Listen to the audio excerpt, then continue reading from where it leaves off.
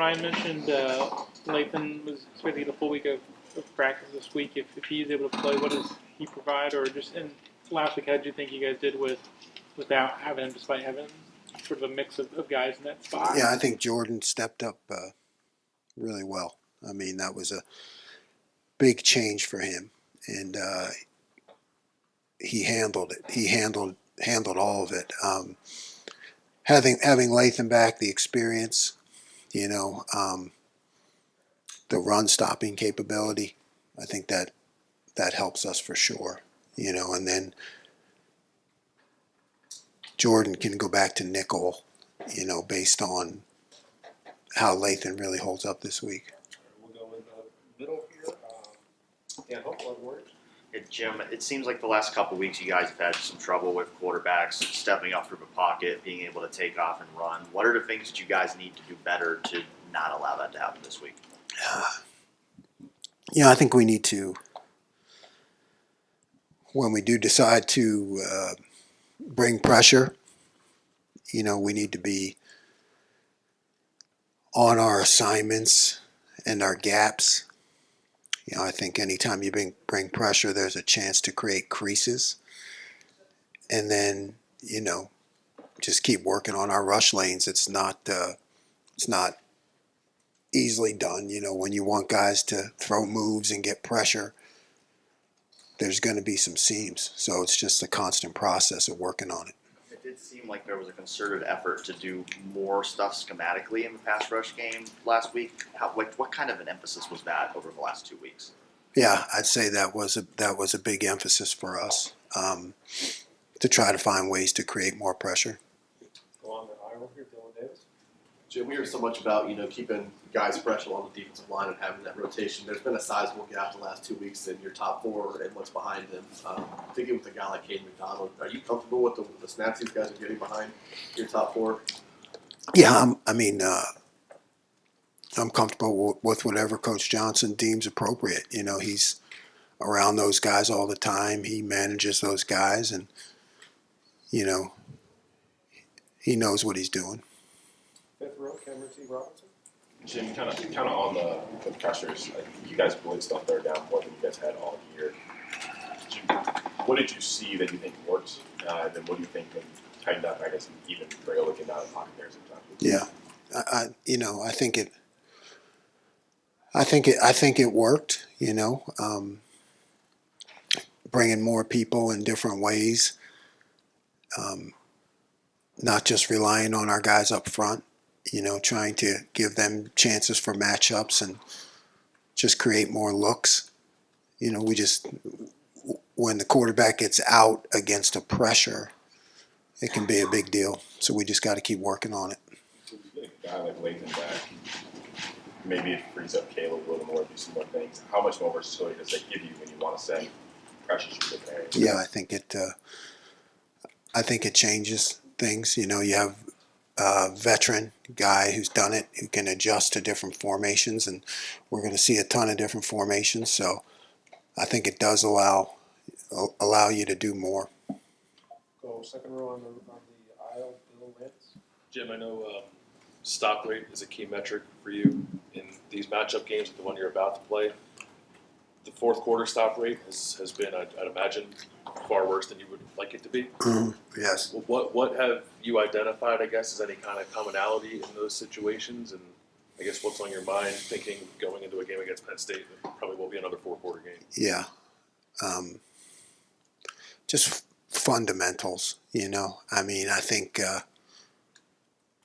when you're away and it's loud and, you have to really go back to your basics, and you have to be able to line up fast and adjust to 1,000 different formations, and you can't get too cute.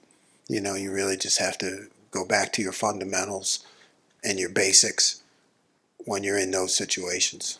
On the topic of what you were just asked about defensive line rotation, what is your role? What should your role be as a coordinator in making sure the guys that you want on the field are on the field? I understand you want to empower your position coaches, and they are around those guys the most, but should it come down to ultimately what the guys that you want on the field rather than any singular position coach? No, I think it always has to be it always has to involve the full group, including the head coach. I mean, you have to operate as a team. You always want to defer to the position coach. There are other opinions, that people have, and we all work together on it. But it's got to be all together. So right in front, Austin Ward. Jim, when this team goes with that Rushman look and has Caden and Kenyatta inside and JT and Jack staying on the outside, what's the thought process there? I am an amateur, you are an expert. Just the eyeball test would tell you that maybe those should be flip-flopped. Yeah, I think it's a constant experimentation. I think who's good at what. I remember a play earlier in the year with Caden matched up on a guard, and he whipped him and got the clean sack. So I think there's a lot of experimentation there, getting people in the right spots and just seeing who works what best. Deep center field, Jeremy Birmingham.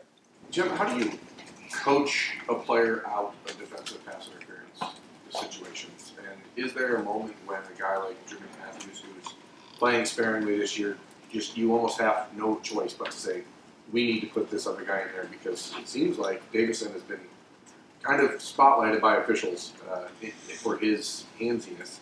How do you guys coach that? What's the thought process into changing it up? Yeah, we have to help them.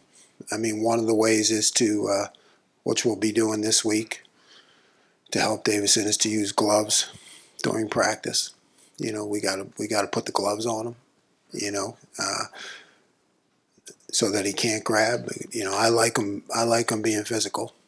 I think you just have to keep coaching. There are times, okay, you've won. You're in good position. You can't latch on. You can't latch on at that point. But I still want him to play physical.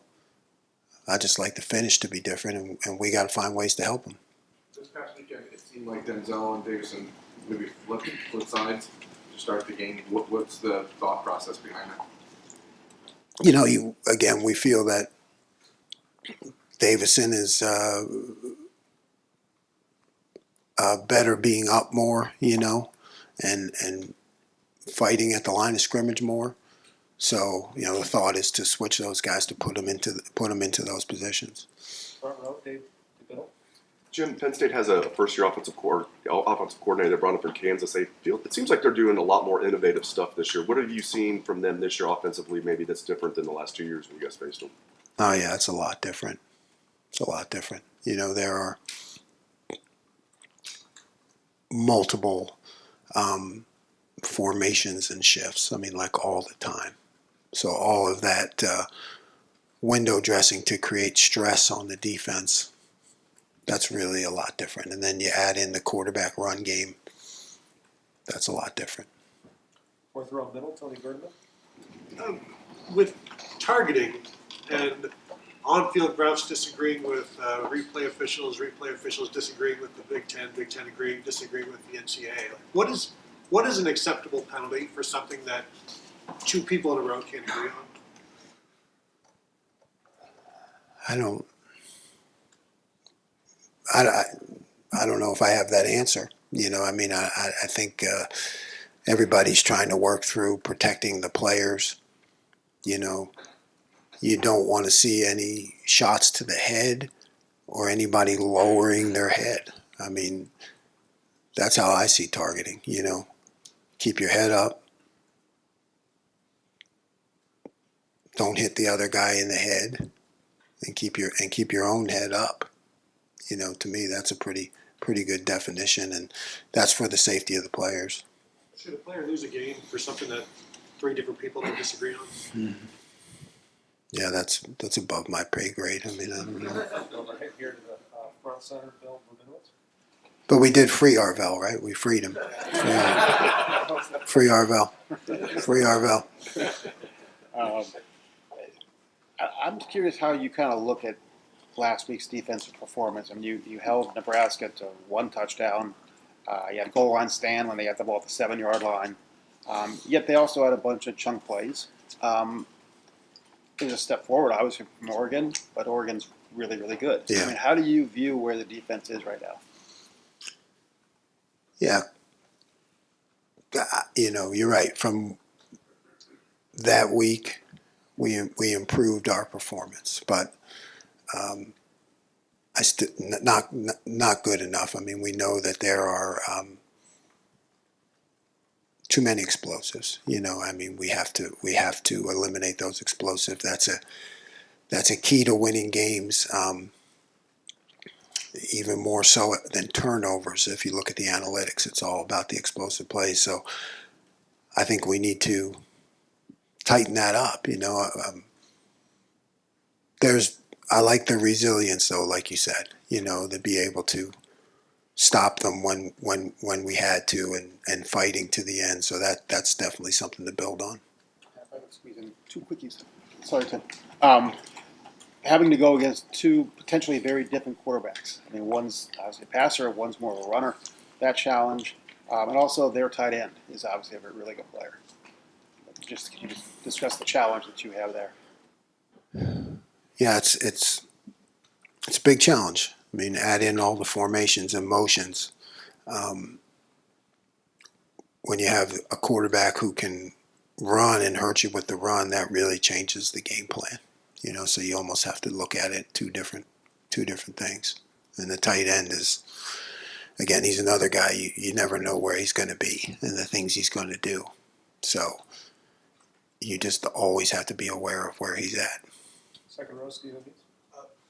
Two different things there. For starters, I know there's been concerns about the safety depth. What do you think about Jalen and what he did on Saturday? Yeah, I liked it. I liked it. True freshman. He's got a lot of guts and he's smart.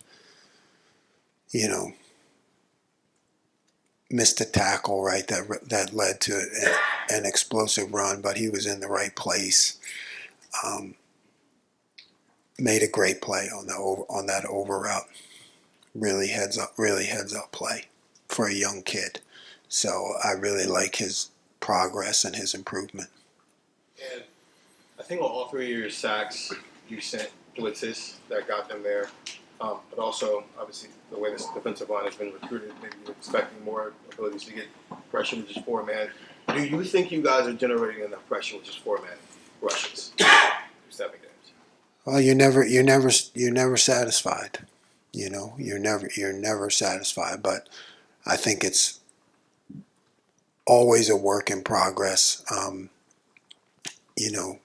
Just getting those guys to do what they do best.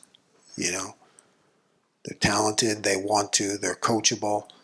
So it's just a constant growth process. Wrap it up here in the front to Mick. Thanks, Michael, do you still JTT this week or JT this week? Just do what you did 2 years ago. I mean, is that the plan? Absolutely. Yeah. Now, following up on that, how pleased? I mean, I guess how disciplined do you have to be when they do throw all that eye candy, that window dressing at you and stuff? What's the last thing you'd like to tell a player before he takes the field against an offense like that, where they will mix and match, but really kind of run some basic stuff out of it? Yeah. Do your job. I mean, it boils down to that. Do your job. When it gets to be a lot of those things they do, particularly with this quarterback, it becomes like an option game. You have to be really focused on doing your job. And Denzel Burke, did he have the bounce back game you kind of wanted for him last week? Because obviously he had a tough time at Oregon, at least for a quarter and a half or so. What do you think he got out of that? Do you see a little bit of difference in him this week? I don't see a difference. I mean, he's always competitive, always wants to get better. But yeah, I'm proud of him. I thought he bounced back. I think they went after him a couple times, and he did a great job. So I mean, I thought it was a strong performance by him, which you're happy for him to be able to be resilient and bounce back.